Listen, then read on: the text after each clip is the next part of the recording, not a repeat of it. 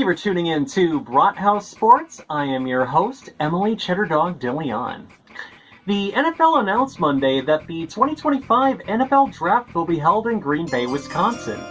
In a statement from the Green Bay Packers, the draft will take place inside and around, in quote, iconic Lambeau Field and Titletown, end quote. Titletown is referring to a mixed-use development district west of the stadium that is owned by the team. Commissioner Roger Goodell made the announcement at a Spring League meeting in Minneapolis. The reason I wanted to bring this up is because I am beginning to get things prepared for my local chapter, the Green Bay Browns Packers, who have a presence at the draft. When I heard the news, I was absolutely excited. And I do look forward to this and making my own stomping grounds a focal point for Browns fans in my community. It took a bit of time, but the Browns announced that tackle Dawand Jones has signed his rookie contract on Monday. The fourth-round pick's exact contract deal has not been released yet as of recording this, but Spotrac, or Spotrac, projects him to be on a 4-year deal worth about $4.6 million with a signing bonus of almost $800,000. This finally wraps up getting all 7 of the Browns' 2023 draft picks to their rookie contracts. Despite it taking a bit longer than others, Jones has been able to practice with the team before making a contract agreement. Despite playing mostly shit in 7 games last year, Steelers quarterback Mitch Trubisky agreed to a 2-year extension, putting him under contract for 3 years and could earn up to $33 million. This could also be a sign that things appear to be unfavorable for quarterback Kenny Pickett, not only because of the incentives Trubisky could get, but that they resigned the cranium-dented man known as Mason Rudolph. This isn't to say that Trubisky is a bad quarterback or that Pittsburgh's quarterback core is going to be unstable. All I hope is that the Pittsburgh Steelers fall 4th this year in the AFC North. On Tuesday, the Browns announced some changes to player numbers for 2 existing defensive ends, 2 veteran additions, and what za'darius Smith's number will be. It goes as follows. za'darius Smith is number 99. Defensive end Alex Wright will be number 91.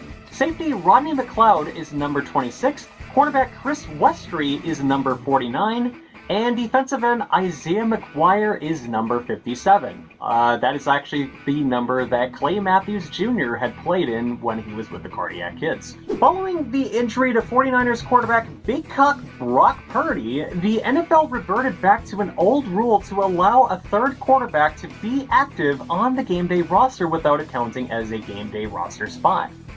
This doesn't require much to talk about based on the circumstances the 49ers were during their NFC Championship loss to the Philadelphia Eagles. If anything, it's safe to assume Deshaun Watson, Joshua Dobbs, and Dorian Thompson-Robinson would be each in pads and uniform, despite historically that the Browns only had 2 suited up for the game day roster.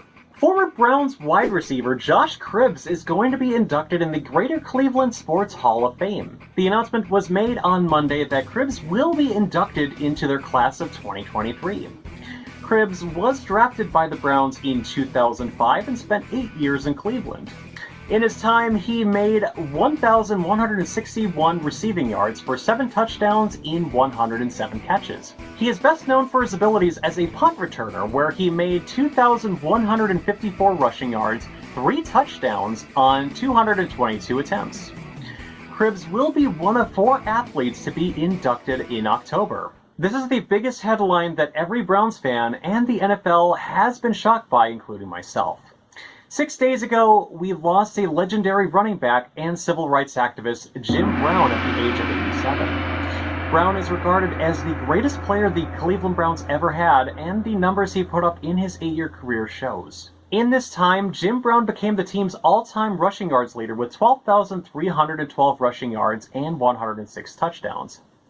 He was a 3-time MVP in 1957, 1958, and 1965, in addition to being first-team All-Pro in all but his 1962 season and a 9-time Pro Bowler.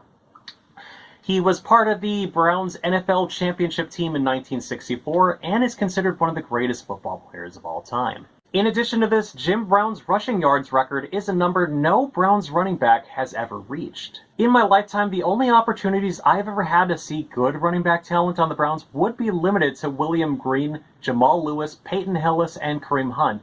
But unfortunately, I only got to watch Hunt because Browns games are rarely ever played on Green Bay television.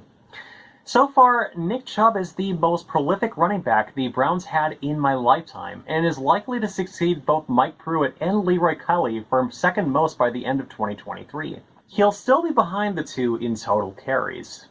I bring this up to put in perspective where Nick Chubb is now compared to Jim Brown, and is the reason I love the running game.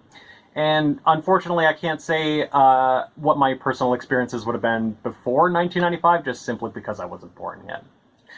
And thank you again for watching Brathouse Sports. Once again, I'm your host, Emily Cheddar Dog DeLeon.